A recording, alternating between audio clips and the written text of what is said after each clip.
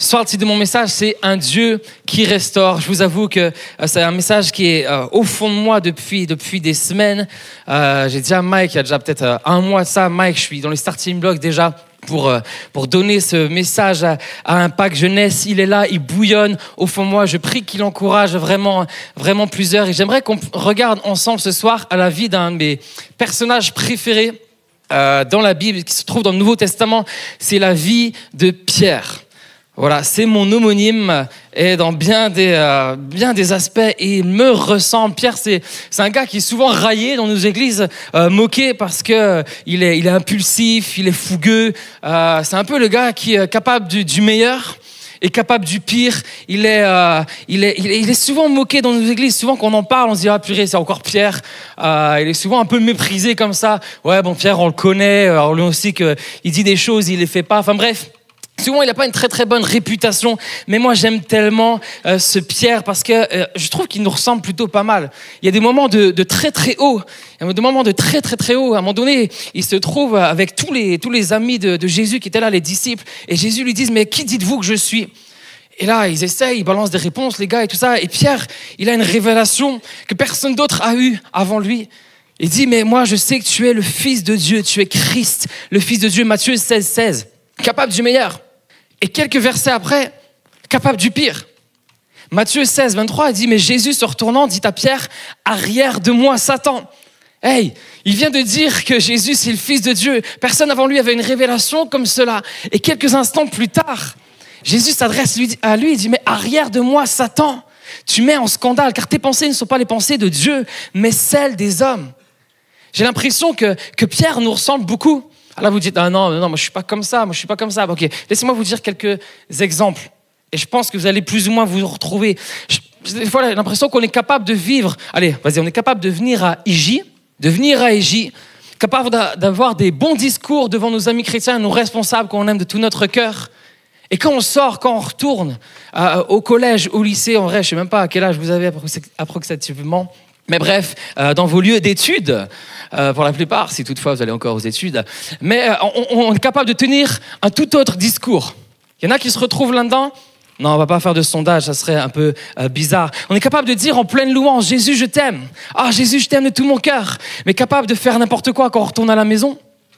On est capable de chanter haute voix, je suis enfant de Dieu, je suis à lui, capable du meilleur. On repart chez nous et on a des pensées tellement sombres, tellement noires à propos de nous-mêmes, capables du pire. On est capable de dire, de chanter, mais moi Jésus, je vais tout faire pour toi. Je vais aller jusqu'au bout pour toi. Tu n'es même pas capable de te lever, d'aller prier le matin. Même pas capable de passer 5 minutes avec lui. Capable du meilleur, mais aussi capable du pire. Comment est-ce possible? Comment est-ce possible que Pierre, un gars, on parle d'un disciple de Jésus. Pierre, il a marché sur l'eau, alors que tous les autres étaient dans la barque. Pierre, capable du meilleur, il répond à l'appel de Jésus, il marche sur l'eau. Quelques mois plus tard, il est capable de renier Jésus, capable du pire. Comment c'est possible? Comment c'est possible qu'il renie Jésus? Et quelques mois plus tard, à la Pentecôte, devant 3000 personnes, il annonce l'évangile. 3000 personnes sont sauvées. Capable du meilleur, mais capable du pire. Est-ce qu'il y en a qui se sont retrouvés un peu là-dedans? Ah, vous faites les timides. Il y en a quelques-uns qui sont vrais, qui sont honnêtes. Je sais qu'on est tous comme ça. Capable du meilleur, mais également capable du pire. Pourquoi? On va regarder ensemble. D'abord, on va s'arrêter, on va faire un premier constat. Adam et Ève sont dans le jardin d'Éden. Ils vivent une relation parfaite avec Dieu. C'est-à-dire que tout ce qu'ils font, tous les choix qu'ils font, toutes les décisions qu'ils prennent, honorent Dieu. Tous les mots qu'ils utilisent, toutes les actions qu'ils font plaisir à Dieu. Tout ce qu'ils font, il n'y a aucune interaction mauvaise entre Dieu et eux. Tout est bon. Et puis ils désobéissent, ils pêchent, ils prennent ils subissent, ils consomment la tentation. Et puis le péché vient en eux, et c'est comme si leur identité, qui était pure, qui était parfaite, se retrouve complètement aliénée. Ils sont plus capables de faire le bien qu'ils veulent faire. Ils sont plus capables de résister à la tentation parce que leur identité est complètement corrompue par ce péché. Et j'aimerais vous dire ce soir, la plupart, vous le savez déjà, j'espère que vous l'avez remarqué, c'est qu'on est tous égaux face au péché. Adam et Ève ont engendré des pécheurs qui ont engendré des pécheurs jusqu'à toi et moi. De par ta nature, tu es pécheur. Il n'y a rien que tu peux faire pour te débarrasser de cette nature-là. Rien. Aucun de tes amis peut t'aider parce qu'eux-mêmes sont pécheurs. C'est pour ça que la Bible dit, est-ce que vous pensez qu'un aveugle peut conduire un aveugle? Il n'y a aucun de tes amis qui peut te débarrasser de ta nature pécheresse. Personne. C'est ancré en toi. C'est comme si ton identité se retrouvait complètement aliénée. Mes filles, elles ont 3 ans et presque 6. On ne s'est jamais assis un soir avec Joy, ma femme, on ne s'est jamais posé et on s'est dit, vas-y, tiens, tu sais quoi, on va établir tout un process là pour leur apprendre à bien mentir. On veut faire d'elle, Abby, de Gabriel, des filles qui savent mentir. On ne s'est jamais posé. Pourtant, je vous assure, on a des scènes de ouf à la maison. Quand tu dis qui a fait ça, tu as l'autre qui accuse l'une et l'une qui accuse l'autre. Constamment. Elles mentent, mais franchement, elles mentent bien, c'est abusé, c'est flippant. À 3 ans, même avant, elle mentait super bien. Je leur ai jamais appris à mentir.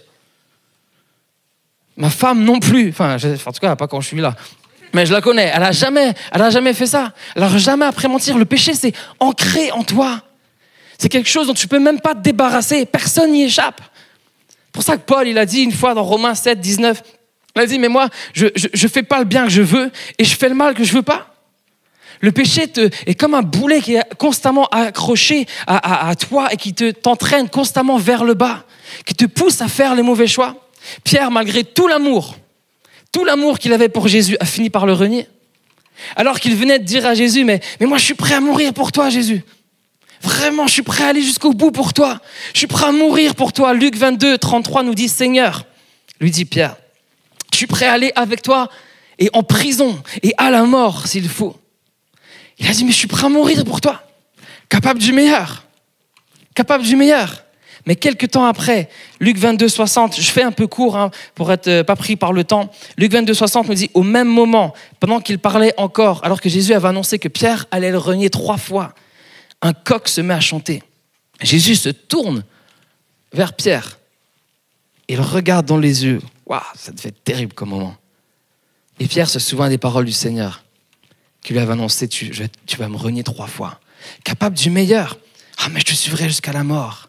Mais capable du pire. Pierre va le renier publiquement.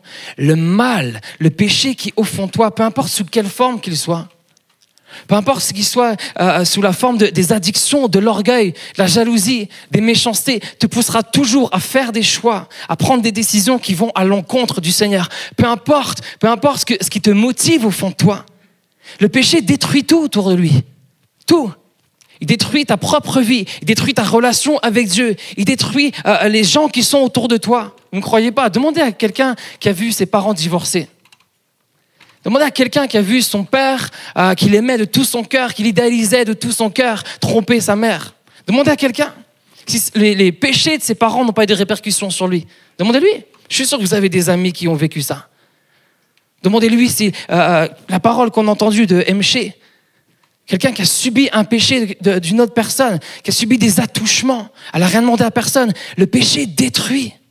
Le péché détruit complètement. Pierre a renié Jésus. Vous êtes avec moi? Yes, ça se voit, ça s'entend, c'est ouf, c'est incroyable. Il a trahi celui qu'il aimait plus que tout. Il a fait ce qu'il pensait pouvoir jamais faire. Je suis sûr qu'il y a plein de gens ici qui regrettent certains choix qu'ils ont faits. Je suis sûr qu'il y en a plein qui regrettent certaines décisions que vous avez prises. Je ne vais pas faire un sondage. Mais je suis sûr que si je demandais à quelqu'un ici s'il regrette d'avoir couché avec une fille avant le mariage, je suis sûr qu'il y en a plusieurs qui lèveraient leurs mains. Vraiment. Je suis sûr qu'il y en a plein. Je suis sûr qu'il y en a plein qui le regrettent. Combien de jeunes filles regrettent d'avoir envoyé des photos un peu trop dévêtues d'elles, soi-disant pour leurs pseudo-copains? Combien de jeunes filles le regrettent? Combien de garçons, combien de filles regrettent d'avoir regardé une première image pornographique qui les a entraînés, englués, attachés au péché? Combien le regrettent? Le péché détruit. Le péché détruit complètement. Luc 22, 62 nous dit que Pierre, après avoir renié Jésus, pleura amèrement. Amèrement. Je ne sais pas si vous pouvez imaginer les pleurs de Pierre. Je ne sais pas si vous pouvez les entendre. Il pleura amèrement. Vous imaginez que l'homme qu'il avait tant aimé, il venait de le renier. Lui qui pensait, Pierre, sauver le sauveur de l'humanité. À un moment donné, il dégaine carrément son épée pour couper l'oreille d'un soldat qui venait arrêter Jésus. Il était prêt à faire ça pour Jésus. Quelques instants après, il le renie complètement. Il se rend compte de qui il est vraiment. Est-ce que vous pouvez entendre ses cris de désespoir? Est-ce que vous pouvez ressentir la douleur qu'il a pu ressentir? Lui qui avait tout quitté pour Jésus se retrouve maintenant à le renier devant les hommes. Il pensait jamais faire ce qu'il a fait. Je ne pense pas qu'il s'est levé de bon matin en se disant, purée, ça y est, aujourd'hui c'est le jour où je vais renier Jésus. Il pleura amèrement, des regrets profonds, terribles. Pierre s'est rendu compte d'une chose à travers ses pleurs, c'est qu'il n'avait rien de bon en lui. Tes bonnes intentions ne suffisent pas à te sauver. Tes bonnes intentions ne suffisent pas à être guéri. Tes bonnes intentions ne suffisent pas à être restauré. Tes bonnes intentions ne suffisent à rien. Elles ne suffisent pas pour avoir la vie éternelle. Tes bonnes intentions, tes bonnes paroles pour dire « Jésus, je te suivrai jusqu'au bout » ne suffisent pas. Il y a quelque chose de plus qui doit se passer. Il y a quelque chose de plus qui doit se passer parce que ton identité est complètement corrompue. Elle te pousse à faire des choix qui t'entraînent loin de Dieu. Il doit se passer quelque chose. Pierre pleura amèrement. Je pense que ces pleurs, c'était pas juste des pleurs qui trouvaient un écho dans les choix qu'il venait de faire, mais je pense qu'il a réalisé qu'il n'avait rien de bon en lui. Il n'y avait rien de bon en lui. Tu peux dire à ton voisin, ta voisine, il n'y a rien de bon en toi? Ça va être la parole la plus encourageante que tu vas prononcer ce soir. Je t'assure, vraiment. Cette parole-là, tu t'en rends pas compte, mais elle est pleine de vie. Vraiment. Elle est pleine de vie. Je suis plutôt du genre à vouloir encourager les gens. Mais vraiment, là, croyez-moi, c'est quelque chose, c'est un pas, c'est un step pour l'encouragement total et efficace. Il n'y a rien de bon en toi. Pierre a réalisé qu'il n'y avait rien de bon en lui. Aucune bonne intention ne peut te sauver. Aucune bonne éducation ne peut te sauver. La plupart d'ici, d'entre vous, 90%, je pense, au moins, vous êtes enfants de chrétiens. Aucune éducation que tu as reçue de tes parents ne peut te sauver. Aucune. Aucun effort qu'ils ont mis en place pour te protéger. Ouais, des efforts. Ouais, aucun effort, c'est très très fort, comme j'ai parlé, c'est très très incroyable. Ne peut te sauver. Aucune bonne intention ne peut te sauver. J'aimerais ce soir vous raconter une partie de mon témoignage. J'en ai jamais parlé publiquement comme cela, mais pour moi, ça rejoint la première partie de mon message sur le fait que Dieu restaure, mais il y a un constat face auquel nous devons tous regarder. Nous sommes tous égaux face au péché. On est tous ancrés dans cette identité qui nous entraîne à faire des mauvais choix, qui nous entraîne loin de Dieu, mais Dieu veut restaurer. Et ce soir, j'aimerais juste vous partager une partie de mon histoire. Il y en a très peu qui le savent. Je pense juste ma femme. Donc voilà, c'est vraiment pas beaucoup. Du coup, ça fait une personne et le Seigneur, c'est le principal. Mais il y a à peu près... moi, je suis né dans une famille chrétienne. J'ai entendu parler de Dieu, j'ai vu Dieu agir, Dieu faire des miracles depuis tout petit. J'ai aimé Dieu de tout mon cœur, j'ai aspiré à servir Dieu depuis tout petit. J'ai eu des rêves de fou. Je sais pas pourquoi j'ai voulu être missionnaire en Chine. Un truc, c'est improbable. Voilà, bref. Depuis tout petit, je voulais servir Dieu de tout mon cœur. Et j'ai jamais eu, sans prétention, sans arrogance, mais j'ai jamais eu de problème de confiance en moi. J'étais toujours serein, confiant dans qui j'étais, confiant dans mon identité, toujours su ce que je voulais, ce que j'aimais. J'ai jamais eu de problème avec ça, vraiment, encore une fois, sans prétention. Mais quand j'ai eu 24 ans, 25 ans, je venais de me mettre en relation avec Joy, et puis celle qui est devenue ma femme. On a vécu des moments difficiles. J'ai eu des discussions qui m'ont profondément troublé. Et on a vécu divers événements qui m'ont profondément troublé dans mon identité.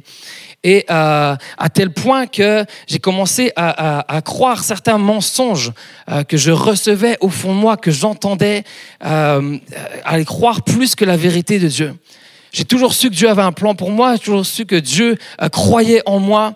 Mais là, c'est comme si, après certaines discussions, certains événements, je disais, mais j'ai l'impression qu'il n'y a plus personne qui croit en moi. Il n'y a plus personne qui croit en moi.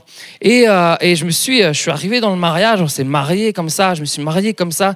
Quand tu te maries, tu embarques toujours avec toi tes casseroles, tes bagages, tu viens avec tes qualités, mais aussi tes défauts, ce que tu as vécu. Et je suis venu comme ça dans le mariage. Et Joanna percevait pas tout ce que les répercussions de ce que ça avait pu faire au fond de moi, bien que ça transpirait dans beaucoup de mes réactions. Et à tel point qu'au bout de 4-5 ans de mariage, j'ai complètement touché le fond intérieur. Je pouvais continuer à venir ici à l'église. J'étais responsable au perchoir. Le perchoir venait à peine de commencer.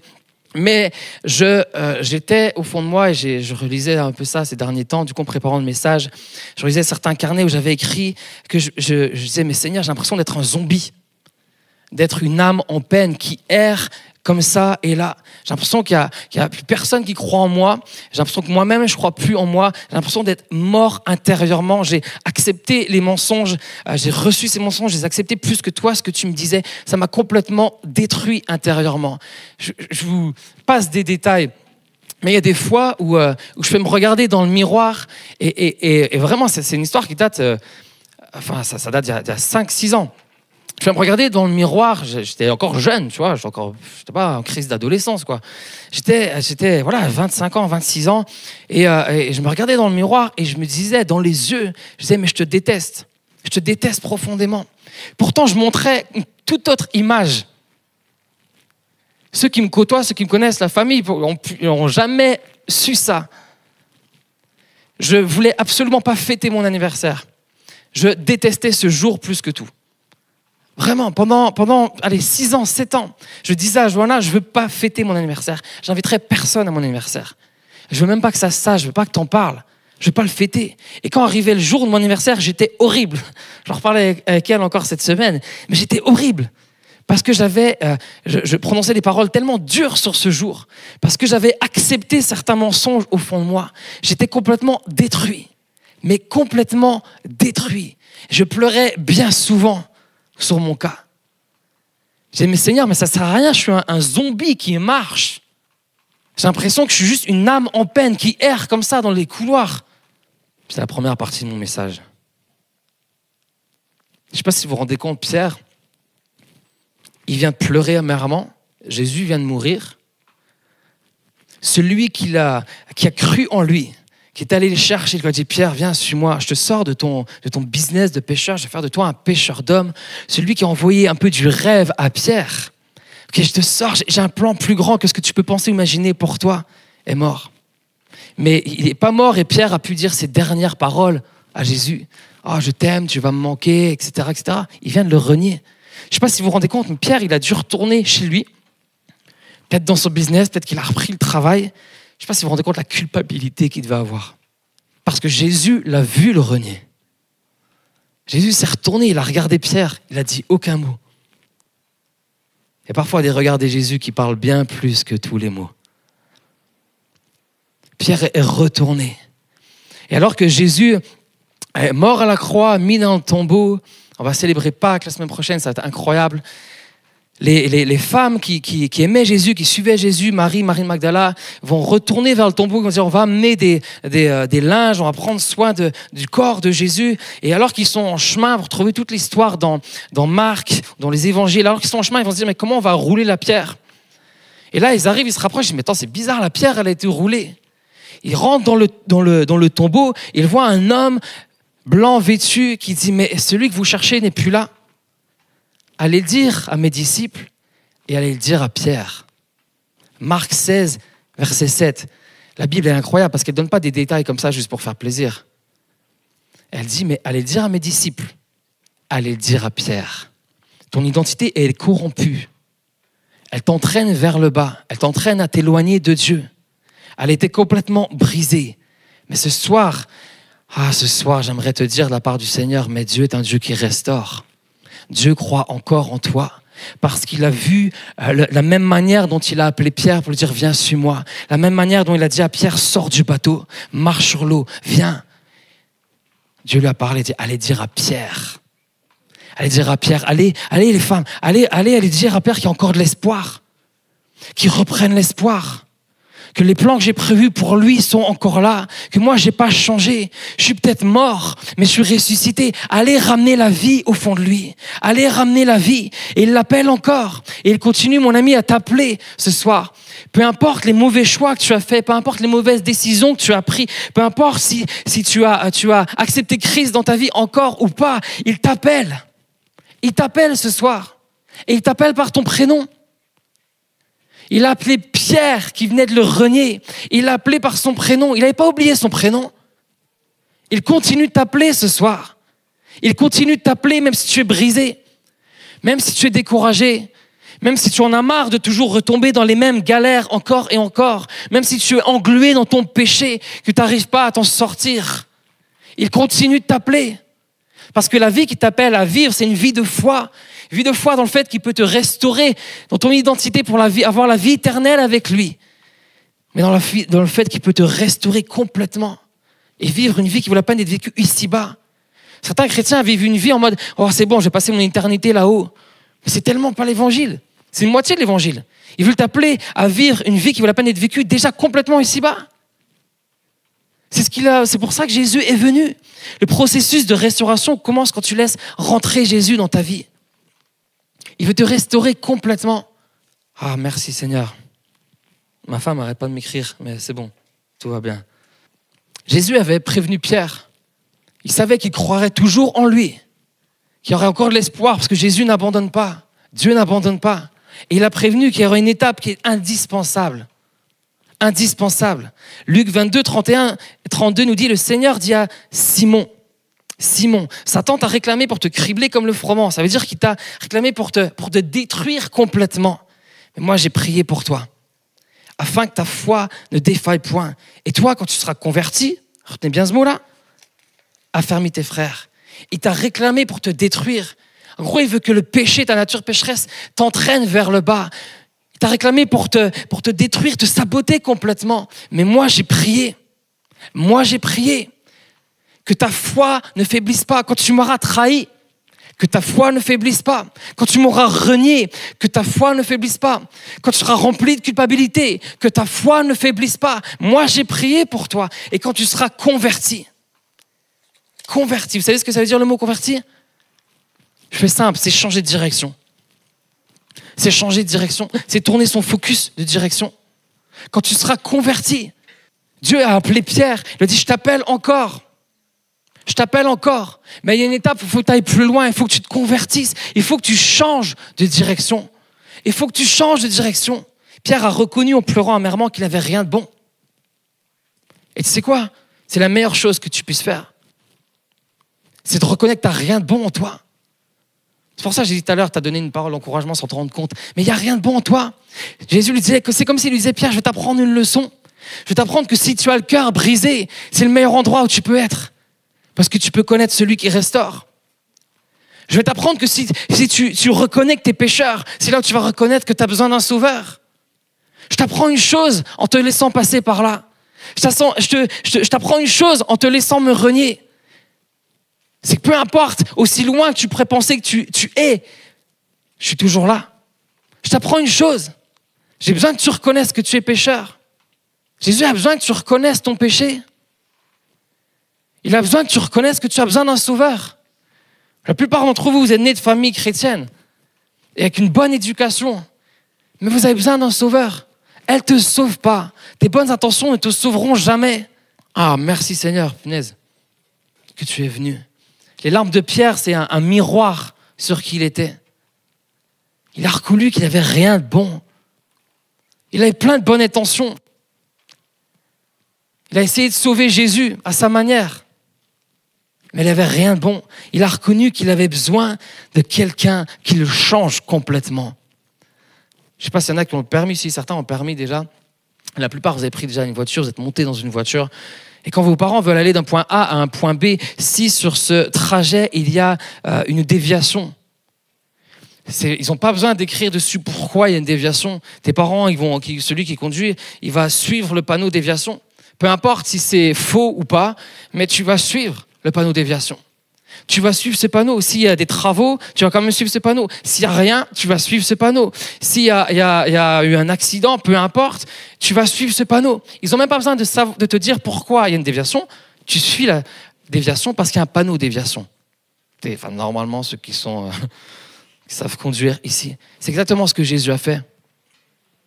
Il s'est tenu comme un panneau qui t'envoie vers une autre direction. Il s'est tenu sur ce chemin large que beaucoup suivent. Il dit, mais change de direction. La voie qui mène à l'enfer, elle n'est pas bonne. Change de direction, je me tiens là. Je me tiens là pour que tu changes de direction, tu prennes ce chemin qui donne pas forcément vie, mais qui amène vers la vie éternelle. Tu as besoin de changer de direction quand tu rencontres Jésus. C'est ce qu'il y a entre Pierre, l'ancien Pierre, et le nouveau Pierre, c'est Jésus. C'est ce qu'il y a entre tes blessures et ta guérison, c'est Jésus. Jésus se tient là. C'est ce qu'il y a entre les mensonges que tu acceptes sur toi et la vérité, c'est Jésus. Jésus se tient là. Ce qu'il y a entre les accusations de l'accusateur, c'est Jésus. Celui qui nous dit qu'il est le grand avocat, c'est Jésus. C'est Jésus qui se tient entre tes péchés et tes addictions, qui peut t'entraîner, t'envoyer vers une autre direction, te permettre de changer, d'être complètement transformé dans ton identité. C'est Jésus. Il n'y a qu'un seul nom qui sauve. Un seul nom. Jésus t'offre une nouvelle identité capable de résister au péché.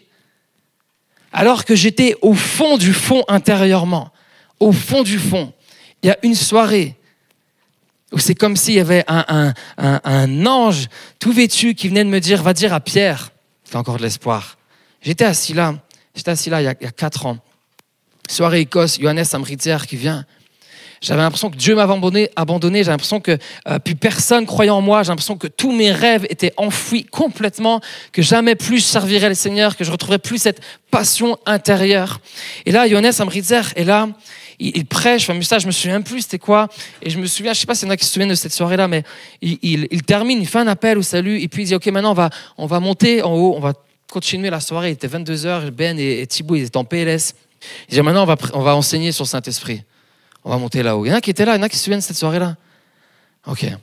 Je monte avec lui, et là, cette soirée-là, c'était l'ange qui venait de dire, vas-y, va dire à Pierre. Ça a rallumé quelque chose au fond de moi. Ça a rallumé quelque chose au fond de moi. J'ai compris que j'avais rien de bon au fond de moi. J'ai compris qu'il y avait une chose que je devais embrasser plus que tout. C'était l'identité que Dieu me donne. Dieu n'est pas venu pour restaurer ton ancienne identité, peu importe à quel point tu es brisé, cassé, blessé. Il n'est même pas venu pour restaurer cette identité-là.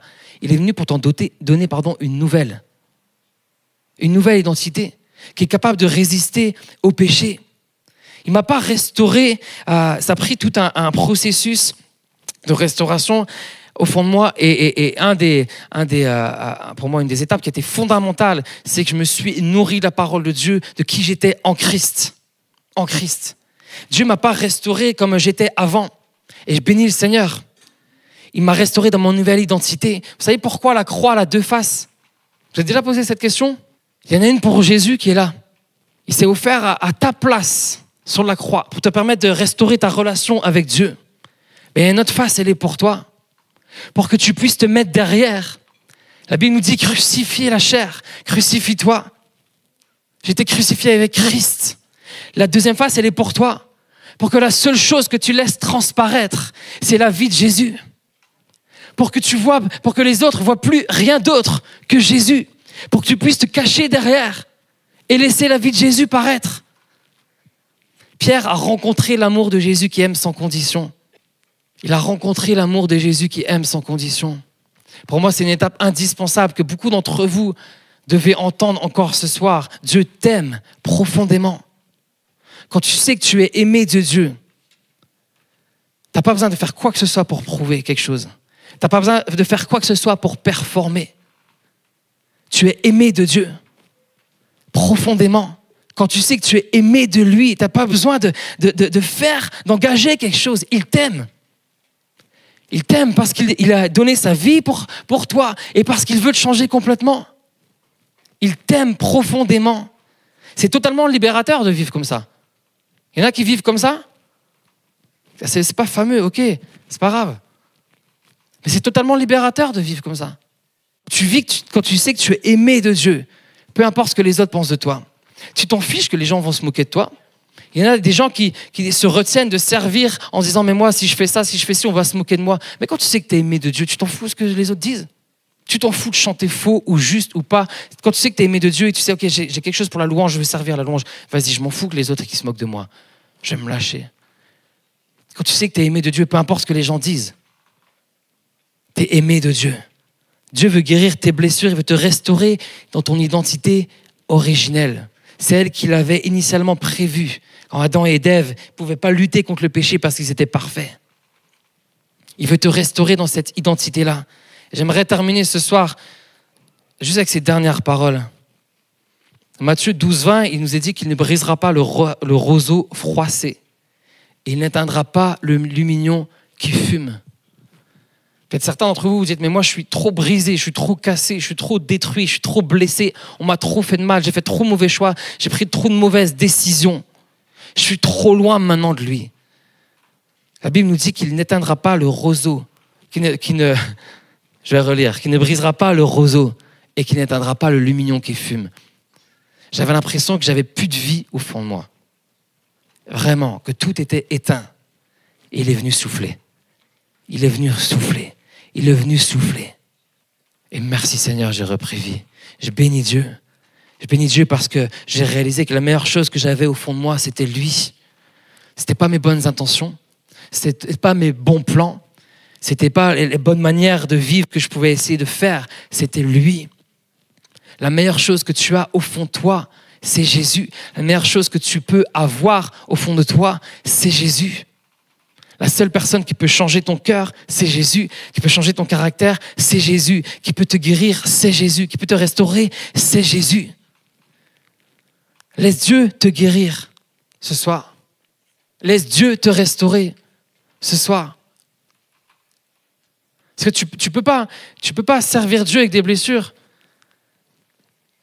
Tu peux pas servir Dieu en étant blessé. Parce que les gens qui sont blessés blessent. Tu peux servir Dieu avec des cicatrices, aucun problème. Aucun problème.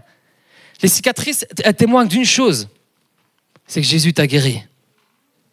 Tu peux pas le servir en étant blessé. Tu vas blesser les gens qui sont autour de toi. Laisse-le te guérir. Il est venu pour ça. Il est venu restaurer les cœurs. La Bible nous dit qu'il restaure notre âme. Il est venu guérir ceux qui ont le cœur brisé. Juste pendant la louange, une pensée qui venait, peut-être que je lui dis, tu peux venir au piano. Mais lors de ce passage où Pierre renie Jésus, il nous a dit que Pierre était près d'un feu. D'un feu avec plein de gens, scribes, pharisiens, les gens qui pouvaient peut-être se réjouir de la mort de Jésus. Pierre n'était plus près du feu qui ne se consume point. Il était près d'un feu humain. Je lisais des statistiques cette semaine qui m'ont fait flipper, vraiment flipper. Je disais qu'aux États-Unis, ils disent que les lycéens qui sont chrétiens, qui aiment Dieu, qui vont dans des églises et qui vont ensuite dans les universités, ils disent que plus de 60% abandonnent la foi. 60%. Ils disent qu'il y en a une quinzaine, peut-être, qui après vont être rétrogrades et vont revenir à Dieu. 60%. Si tu te tiens près d'un feu humain, aussi bon qu'il puisse paraître pour te réchauffer, et que tu te tiens loin du feu qui ne se consume pas, qui est Jésus, tu es en danger. Tu es vraiment en danger. Tu es vraiment en danger. Pierre s'est tenu loin de Jésus, loin de ce feu qui ne se consume pas. Mais j'ai une bonne nouvelle encore. Un jour, il monte avec Jean, il passe devant un boiteux que Jésus avait vu certainement plusieurs fois. Et là, Pierre, il a reçu quelque chose qui a bouleversé sa vie. Il a reçu ce feu. Ce même feu qui animait Jésus. Et il l'a reçu au fond de lui.